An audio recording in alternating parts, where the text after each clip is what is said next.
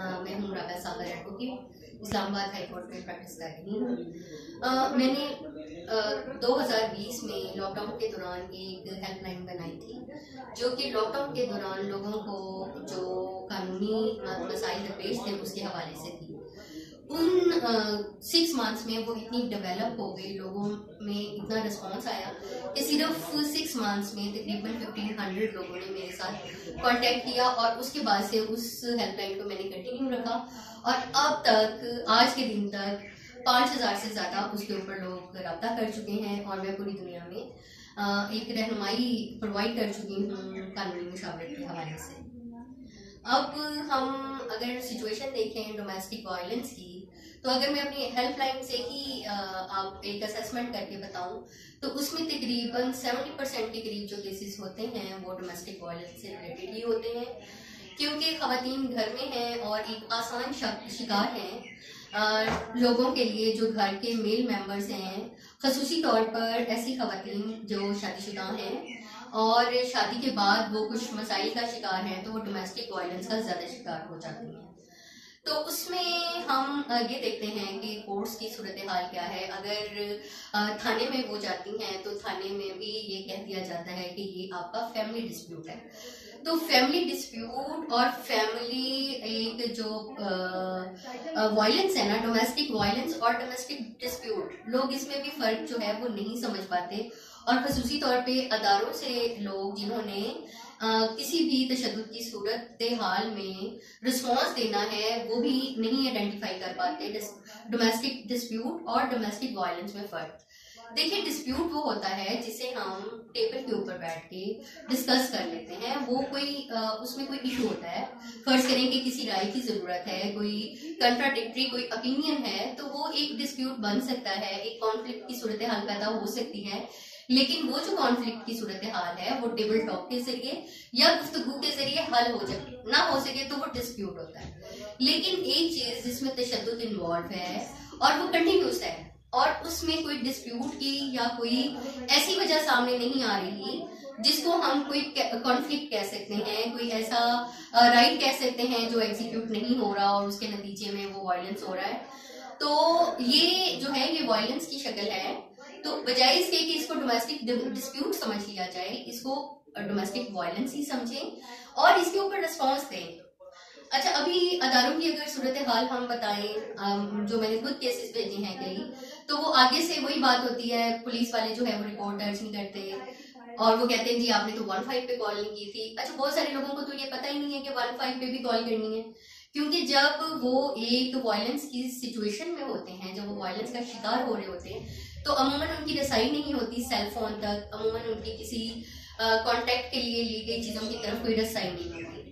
उसके बाद जब वो थाने में अप्रोच करने की कोशिश करते हैं तो उनका चूंकि रिपोर्ट नहीं दर्ज की जाती तो उनका मेडिकल भी नहीं कराया जाता। मेडिकल ना कराने की सूरत में बहुत सारे जो इम्पोर्टेंट सेक्शंस हैं जो कि कानून के पाकिस्तान पिनल कोड के या दूसरे जो पिनल कवानीन हैं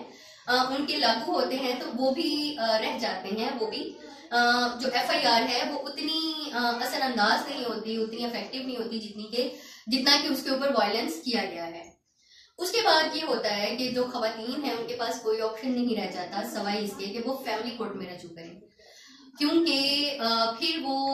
ये बात आ जाती है कि वो डिसोल्यूशन ऑफ मैरिज की तरफ आए, बच्चों की कस्टडी की तरफ आए और कई दफा वो मेंटेनेंस क्लेम करती हैं एज अ राइट। लेकिन उस वायलेंस की सिचुएशन से निकलने के लिए, उस मेंटल और फिजिकल टॉर्चर की सिचुएशन से निकलने के लिए जो खवातीन हैं वो अपना राइट मेंटेनेंस भी छोड़ देती हैं। अभी 2016 से लेकर 19 तक एक Punjab commission of status of women की निकाह रजिस्ट्रार की ट्रेनिंग मैंने बतौर ट्रेनर कराई, तो उसमें हमने बाकायदा तमाम जो पंजाब के रजिस्ट्रार हैं, निकाह खान हैं, उनको पिछले 71 साल की पहली ट्रेनिंग दी गई थी। तो ये पता चला कि बहुत सारे जो निकाह रजिस्ट्रार हैं उनको लिखना भी नहीं आता, उनको पढ़ना भी नहीं आता और उन्होंने अपने साथ वो रखे हुए होते हैं कुछ मुंशी जो कि पढ़ के बता रहे होते हैं, और वो जो रूरल एरियाज हैं वहाँ के जो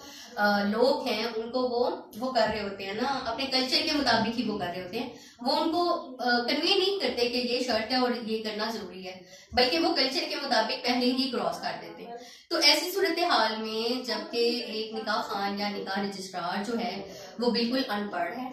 वो एक रूरल एरिया से बिलोंग करता है और उसी कल्चर का रिप्रेजेंटेटिव है, और उसके जेरे असर है उस कल्चर के और वहां के बासर लोगों के, वहां पे खातून कहाँ जाएगी? क्योंकि ये तशद्दुद तो वहीं से शुरू हो गया, जबकि निकाह नामे पे शराइत को पूरा नहीं किया गया तो तशद्दुद वहीं से शुरू हो गया, क्योंकि उसके राइट वहीं पे सल्व कर लिए गए, उनके ऊपर क्रॉस लगा दिया गया। फिर उसके बाद अगर कोई शर्त लिख भी दी जाती है तो अमूमन सबकी ये कोशिश होती है कि उसको अदा ना किया जाए। फिर अगर कुछ हक़ महर लिख दिया जाता है तो 90% केसेस में शादी के पहले ही हफ्ते खातून से वो हक़ महर जो है वो वापस ले लिया जाता है, या फिर एक ऐसी डॉक्यूमेंट एग्जीक्यूट करवा दी जाती है जिसमें ये इस अफेक्ट की कि हम जो हक़ महर इसमें लिखा था निकाहनामे में वो वेव कर देते हैं, वरना उनको ये कहा जाता है 90% केसेस में कि हम आपको तलाक दे देंगे। तो ये भी एक वायलेंस की किस्म है कि जब आप उनको प्रेशराइज करते हैं कि अपने हकूक को छोड़ो या तो फिर हम आपको, हमारे पास कवानीन की कोई कमी नहीं है, कवानीन को इम्प्लीमेंट करना एक चैलेंज है। और अगर हम इस मौजूदा हुकूमत की बात करें तो इसने जितने भी कवानीन बनाए हैं, अगर हम आज तक देखें तो अगर हम हिस्टोरिकली बहुत ज्यादा कवानीन बनाए हैं और खवातीन को रिलीफ भी दिया है, लेकिन उसके साथ जो कमी है वो ये है कि एक जो अदारे हैं जिन्होंने उसको टेकअप करना है, उन कवानीन के तहत रिस्पॉन्स देना है, उनके अहलकारों की ट्रेनिंग, उसके बाद एक जनरल पब्लिक अवेयरनेस की जरूरत है कि वो जो पब्लिक है जिनके लिए वो कवानीन बने हैं उन तक उसकी अवेयरनेस हो। क्योंकि अगर मैं आज इस्लामाबाद की भी बात करूं तो इस्लामाबाद में भी बहुत सारे ऐसे इलाके मौजूद हैं जो कि रूरल एरियाज से भी वर्स हैं, ऐसी आबादियां मौजूद हैं, ऐसे लोग और इलाके मौजूद हैं कि जब हम देखते हैं तो वहां तक भी अवेयरनेस जाने की जरूरत है। लेकिन इसके साथ साथ अगर हम जनूबी पंजाब, इंटीरियर सिंध, जो फाटा मर्ज एरियाज हैं या बलूचिस्तान के वो इलाके हैं जो बहुत दूर दराज है, वो तो बहुत ही दूर की बात है, अभी इस्लामाबाद को भी हम कवर नहीं कर पा रहे हैं। तो इसके थ्रू, आज के इस प्रोग्राम के थ्रू मैं आप सबको पैगाम देना चाहती हूँ कि जो अवेयरनेस है, कवानीन से जानना जो है ये बहुत इंपॉर्टेंट है। मैंने अपने हिस्से का काम कर दिया है, एक शमा जला दी है, हेल्पलाइन कायम कर दी है, नंबर दे दिया है जो 24/7 जो है वो चल रहा है। अब जो है ये आपका काम है कि आप अवेयरनेस जो है वो हासिल के लिए मुझसे रब्ता कर सकते हैं। मैं आपको हेल्पलाइन का नंबर बता देती हूँ, और ओवरसीज पाकिस्तानीज के लिए ये जो नंबर है ये व्हाट्सएप पे भी मौजूद है, 033178999370। ये हेल्पलाइन का नंबर है, इसमें पाकिस्तान का कोड ऐड कर दें, और जो मुल्क से बाहर मौजूद पाकिस्तानी हैं जो किसी पाकिस्तान में प्रॉब्लम्स का शिकार हैं, कानूनी मसाइल उनको दरपेश हैं, उनके लिए ये नंबर जो है वो व्हाट्सएप पे मौजूद है। खसूसी तौर पर एक बात बताती चलूं कि ये जो नंबर है ये सिर्फ वॉइस कॉल के लिए इस्तेमाल हो सकता है, इस पे किसी मैसेज का जवाब नहीं दिया जाता और इस पे कोई वीडियो कॉल भी अटेंड नहीं की जाती। सिर्फ और सिर्फ वॉइस कॉल के जरिए आप मुझसे कानूनी मशावरत 24 आवर हासिल कर सकते हैं और अपने जो मसाइल हैं वो आप अपने घर बैठे हल कर सकते हैं।